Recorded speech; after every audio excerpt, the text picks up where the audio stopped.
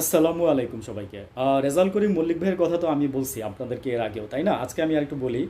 তো ওনাকে তো ওই যে মেঘলা কাণ্ডে আপনার উনি যখন ইয়াকে ট্রান্সফার করে ধরে, তখন ওনাকে ট্রান্সফার করা হয় আপনার যে কমিশনার ইয়াতে আর কি, হেড অফিসে।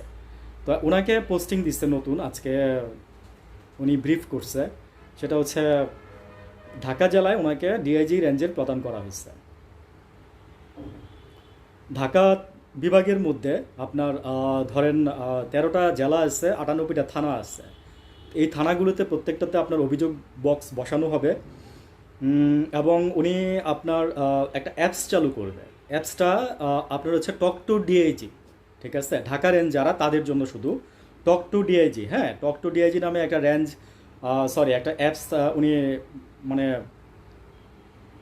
করবে, যেখানে উনি সরাসরি এটা মনিটরিং করবে বা উনি সরাসরি এটাতে দেখবে প্রবলেমগুলো কি, এবং এখানে আপনারা অভিযোগ জানাইতে পারবেন, সব কিছু বলতে পারবেন।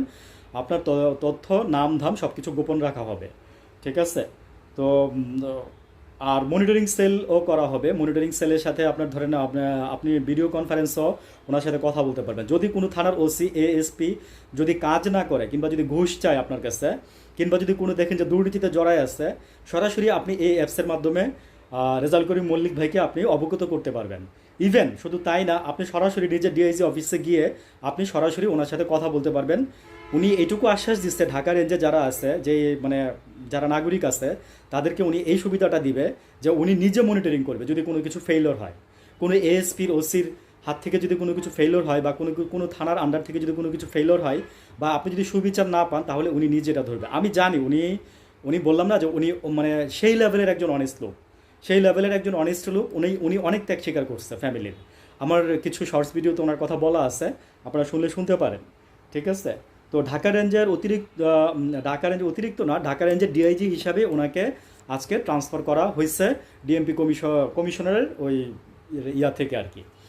তো যাই হোক, একদিকে ভালো হয়েছে, কিন্তু আমি বলবো যে আসলে ডিবি প্রধানকে এখন পর্যন্ত আমি জানি না, ডিবি প্রধানকে ওইখানকে কাউকে কি বসানো হয়েছে এখন পর্যন্ত, আই ডোন্ট নো।